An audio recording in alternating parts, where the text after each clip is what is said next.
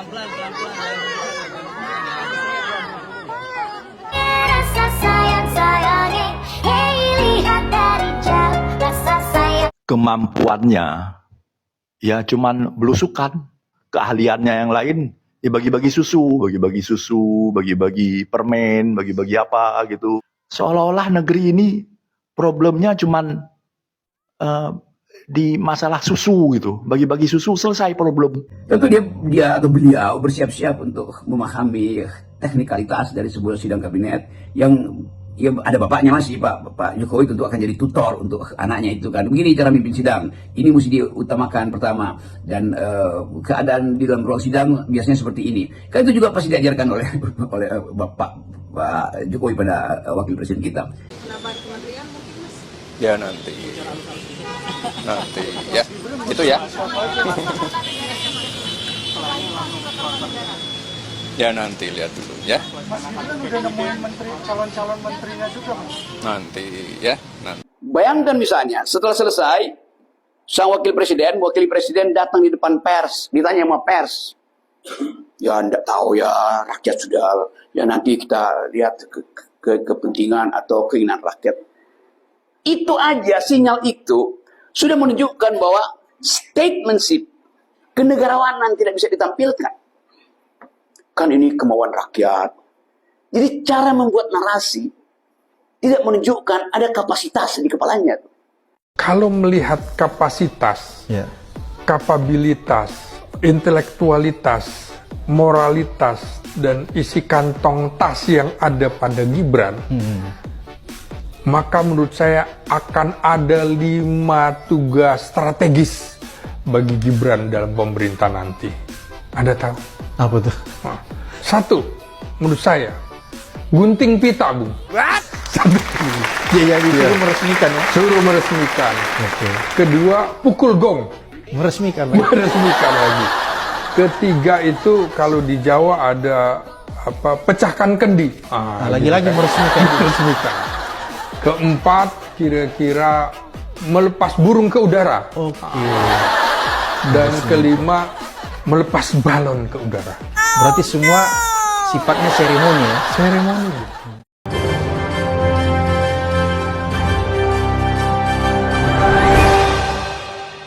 Assalamualaikum warahmatullahi wabarakatuh. Nah, netizen menantang yaitu Wapres Fufu Fafa untuk berdiskusi dengan mahasiswa ya. Karena selama ini kita lihat ya, kegiatan Fufu Fafa selalu bagi-bagi susu, bagi-bagi buku, melakukan belusukan. Bahkan di acara pembekalan kabinet Merah Putih ya di Magelang kemarin, Fufu Fafa kita lihat juga ikut bagi-bagi susu di pasar ya, membagi buku, sehingga ini menjadi sorotan dari netizen. Netizen menantang Fufu Fafa yaitu untuk melihat kualitas wapres terpilih yang mendampingi Prabowo Subianto sampai di mana intelektualitasnya ya. Coba sekali-sekali diskusi dengan mahasiswa ya, memberi kuliah umum di universitas ya, jangan selalu belusukan. Walaupun banyak penyembah atau pemuja Fufu Fafa yang mengatakan adalah Fufu Fafa cerminan daripada Mulyono yang melakukan belusukan, tetapi banyak netizen justru melihat bahwa Fufu Fafa tidak bisa melakukan apa-apa selain bagi-bagi susu, bagi-bagi buku untuk meningkatkan elektabilitasnya ya. Jadi mulai dari sekarang Fufu Fafa sudah mulai gencar-gencarnya melakukan belusukan, bagi-bagi buku, bagi-bagi susu, bertemu dengan masyarakat ya, sehingga masyarakat melihat Fufu Fafa itu ya merakyat seperti bapaknya. Tetapi kalau kita lihat ya, sangat jauh sekali kualitasnya dengan wapres-wapres terdahulu, sehingga ini mengundang komentar dari netizen. Kalau hanya bisa belusukan, bagi-bagi buku, bagi-bagi susu, semua masyarakat bisa ya untuk menjadi seorang wakil presiden. Cuma kekurangan masyarakat awam saja ya, tidak bisa dicari kerjaan oleh bapaknya karena bukan seorang presiden. Coba kita lihat ya komentar netizen di akun Instagramnya Fufu Fafa ya, seperti apa. Nah, ini foto Fufu Fafa di saat belusukan di Palangkaraya ya, Kalimantan Tengah. Jadi dia menulis berkunjung ke pasar tradisional Kahayan yang mendapat predikat pasar aman dari BPOM pada tahun 2019. Ada komentar dari Agung Dewa, jalan-jalan mulu Fufu Fafa. Jadi kalau kita lihat ya, ada orang yang berkomentar tentang Fufafa di akun Instagramnya itu langsung diserang oleh pemuja Fufafa maupun buzzernya ya. Jadi orang yang menyinggung tentang Fufafa langsung diserang sama pemuja Fufafa sama buzzer di sosial media. Memang kalau kita lihat ya, Fufafa akan gantikan tugas Prabowo beberapa pekan. Rocky Gerung bapaknya pasti jadi tutor ya. Jadi Prabowo akan menghadiri di forum KTT APEC di Peru hingga G20 di Brazil bulan November 2024. Direncanakan Prabowo ya akan melakukan lawatan ke luar negeri selama 2 pekan. Nah, menurut Prasetyo yaitu Sekretaris Negara, akan ada surat penugasan dari Presiden kepada Fufafa secara tidak langsung ya. Jadi Fufafa akan mengambil alih tugas kepresidenan selama Prabowo ke luar negeri. Nah, sampai Rocky Gerung pun ya penasaran dengan gaya dan cara kepemimpinan Fufafa, bagaimana nanti dia yaitu memimpin sidang kabinet ya menggantikan Prabowo. Sampai Rocky Gerung mengatakan bisa-bisa yaitu bapaknya Mulyono ya memberi tutorial bagaimana memimpin sidang, jalannya sidang kabinet. Ya, tentu ada yang menunggu harap-harap cemas peristiwa itu ketika pemerintahan dalam negeri itu diwakilkan atau dimandatkan secara hierarkis, memang harus dipimpin oleh wakil presiden. Jadi mungkin 1 bulan Pak Prabowo tidak ada di Indonesia, itu kemudian jadi semacam pertaruhan untuk ujian pertama. Kalau wakil presiden mampu untuk mengendalikan, mengarahkan, dan mengevaluasi kabinetnya, saya kira itu juga semacam jebakan psikologis yang ya orang akhirnya berpikir apakah ini disengaja untuk menguji kapasitas wakil presiden,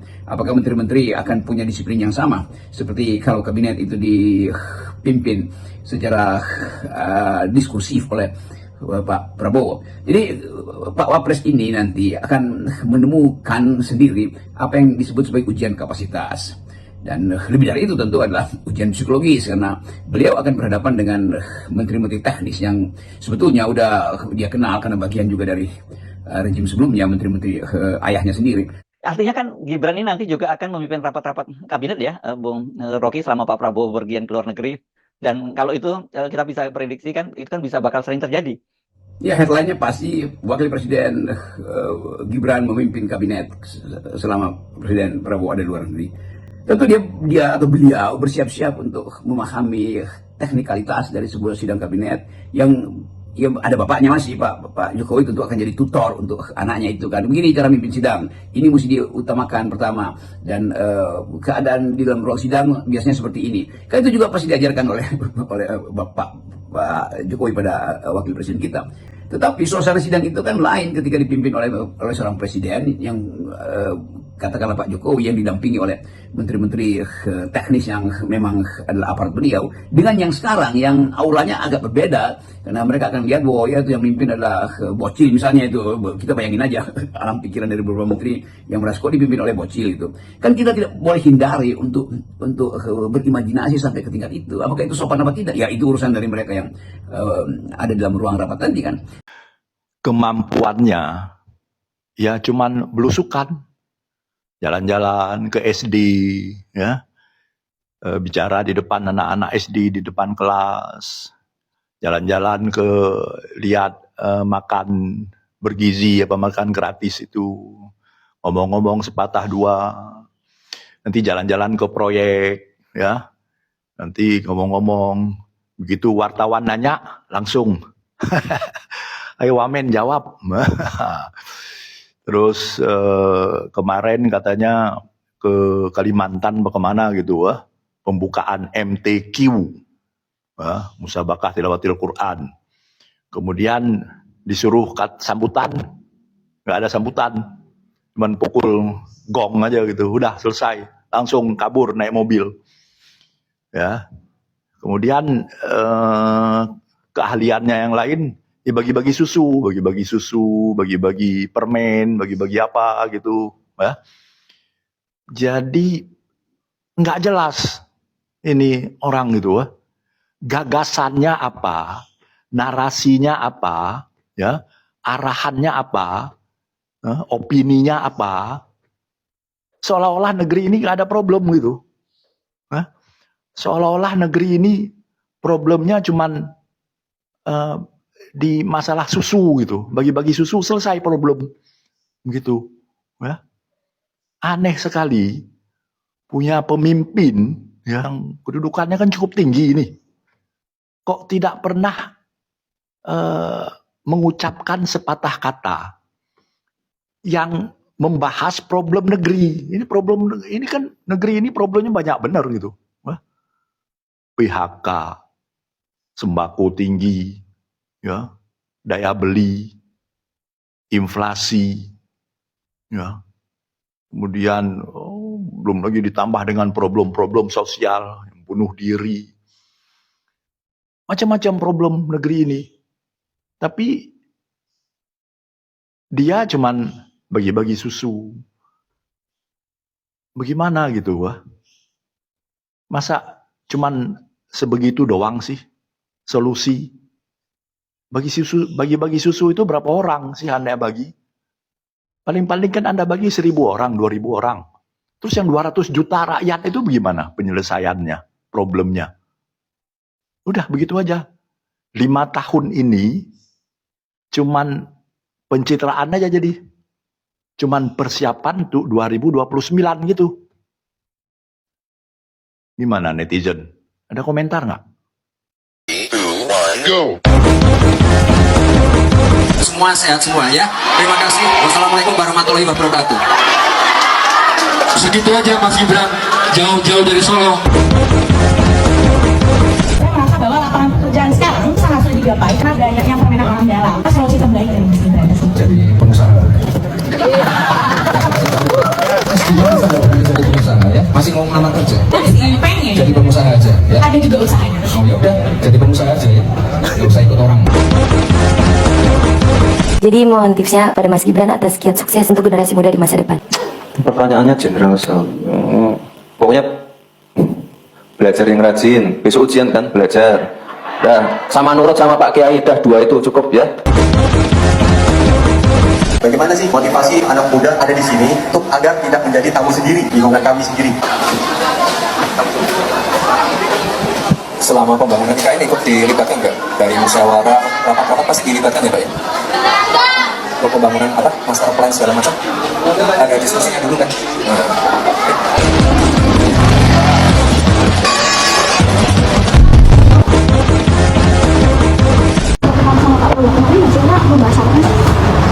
Bagus juga. Harapannya Mas Gibran dan Pak Wamen sebagai user, sebagai orang ini yang ditunggu-tunggu. Nanti sebenarnya susunya yang dibagikan dari mana ya Mas? Susunya asal susunya kan sempat disebutkan tidak tahu asal. Sama sekali tidak dari. Dah, ya. Pendapat keluarga mungkin Mas? Ya nanti ya. Itu ya. Ya nanti lihat dulu ya. Mas Gibran udah nemuin menteri, calon-calon menterinya juga Mas? Nanti ya, nanti. Ya. Bareng sama Pak Prabowo atau? Ya nanti lihat dulu tanggal 20 ya. Itu ya. Tadi, barusan tadi saya ngintip di berita itu. Wakil presiden kita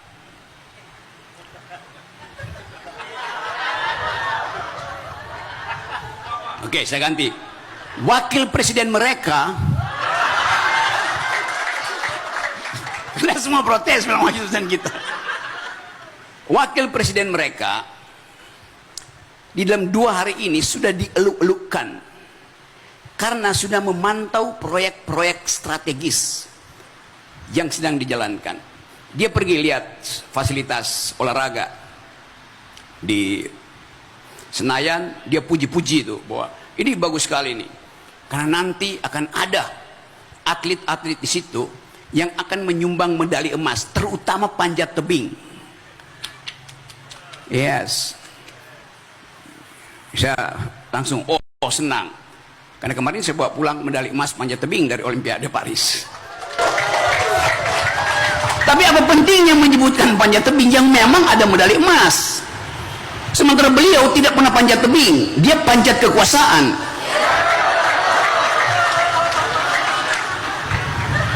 Lalu berita berikutnya, masih wapres yang sama, memantau pembangunan perluasan jaringan apa namanya,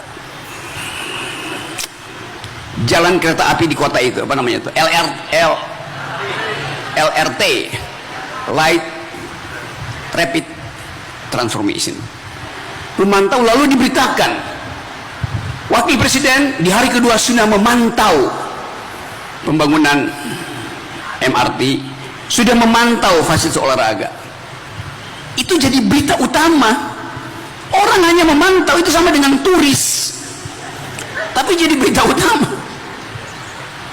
Kita nggak lihat ada konsep baru pada beliau untuk mengatakan bahwa visi saya tentang Indonesia, tentang olahraga adalah ini, visi saya tentang transnasional adalah ini. Hanya memantau, artinya mengikuti pola bapaknya sebelumnya, mantau-mantau. Begitu ada sesuatu yang bagus diklaim, begitu buruk tidak diklaim. Itu yang kita sebut kejujuran untuk menilai secara metodologis. Kalau kita dengar, pasti sebentar lagi akan ada ilustrasi tentang masa depan tuh dari seseorang yang dicalon, yang sekarang faktual adalah wakil presiden. Akan ada Indonesia emas. Iya, isinya apa itu Indonesia emas? Akan ada keadilan. Apa isi keadilan itu? Indonesia emas, keadilan di dalam perspektif ilmu pengetahuan harus dibuktikan. Versi siapa? Versi libertarian, versi liberal, versi sosialis, versi komunis. Kan itu yang namanya berpikir kritis. Jadi mahasiswa seringkali juga pakai jargon yang sama itu. Akan ada keadilan, akan ada bonus demografi. Apa tuh bonus demografi itu? Kalau tadi Indonesia IQ-nya 78,5, Vietnam 115, Singapura 105. Bagaimana berkompetisi di dalam keadaan kekurangan pengetahuan, kekurangan IQ? Jadi apa yang akan jadi parameter untuk mengatakan kita akan pergi pada Indonesia emas, kita akan pergi pada Indonesia yang adil? Jadi mahasiswa, kendati Anda mungkin malas demo, tapi jangan otakmu itu dihibernasi. Itu dasarnya. Kasih kritik. Kenapa itu terjadi? Banyak statistik yang berupaya untuk menipu kita tuh. Statistik terakhir misalnya, Gini rasio kita 31. Bagus. Kalau 100 itu artinya ketimpangan absolut. Kalau 0, ketimpangannya tidak ada, artinya ada keadilan di situ. Sering saya kasih ilustrasi bahwa cara menghitungnya itu yang mesti sudah persoalkan. Mereka belajar ekonomi, belajar komputer. Coba cari apa yang dimaksud dengan Gini rasio itu. Kalau di sini ada petugas statistik, dia tanya pada saya, Pak Rocky, pengeluaranmu berapa? Saya bilang pengeluaran saya Rp10.000 per hari. Dia catat. Pengeluaran Ibu Fani berapa? Ibu Fani bilang ya 10.000 juga. Dia catat. Pak Bambang pengeluarannya 10.500. Sedikit di atas saya. Karena gajinya tetap, saya gajinya nggak jelas. Jadi kita bertiga di sini mengeluarkan 10.000. Lalu dia tanya pada seseorang yang dia temukan di Kuala Namu tuh, baru turun dari private jet. Bapak berapa pengeluarannya? 10.000. Dia tanya pada mahasiswa Universitas Potensi Utama, berapa pengeluaranmu? Ucok, Butet, 10.000 Pak. Dicatat per hari ini, pengeluaran dosen, pengeluaran mahasiswa, pengeluaran oligarki sama-sama 10.000. Headline-nya besok adalah tidak ada kesenjangan sosial di Medan ini. Benar tidak? Benar. Memang ada kesenjangan sosial. Gini rasionya 0. Tapi coba kita periksa perlahan-lahan. Masuk dalam detail. Kenapa saya mengeluarkan 10.000? Ya karena saya cukup makan. Tadi saya nyuri dari universitas sebelah itu jeruk. Berapa saya nyuri dari Irman? Saya nyuri 10 jeruk. Kalau saya beli jeruk itu harganya 10.000 di Medan. Jakarta udah pasti 30.000. Ditanya sama statistik kenapa Pak Rocky cuma bukan Pak Rocky, Bang Rocky kalau di sini, oke. Kenapa Bang Rocky cuma keluarin 10.000? Karena saya hanya perlu makan jeruk. Di dalam jeruk ada protein. Di dalam jeruk ada vitamin. Di dalam jeruk ada karbohidrat. Di dalam jeruk ada cairan. Cukup buat saya. 1 hari makan jeruk. Ditanya pada si oligarki yang baru parkir private jetnya, kenapa Bapak cuma keluarin 10.000 sama seperti Bang Rocky? Karena saya disuruh dokter untuk makan vitamin aja. Karena saya banyak penyakit. Sama. Ditanya pada mahasiswa tadi, hai mahasiswa potensi utama, kenapa kamu cuma mengeluarkan 10.000? Iya, karena saya keluarin 5.000 pagi-pagi untuk makan banyak. Dan masih ada 5.000 untuk saya beli promah. Untuk nahan lapar. Jadi yang dicatat adalah expenditure, pengeluaran kita. Tidak dicatat pendapatan kita. Indonesia tidak punya statistik tentang pendapatan orang. Disembunyikan, itu masalahnya. Jadi statistik bisa menipu saudara-saudara tuh. Itu pentingnya kita pakai akal sehat untuk tidak percaya pada statistik negara. Dasarnya itu tuh.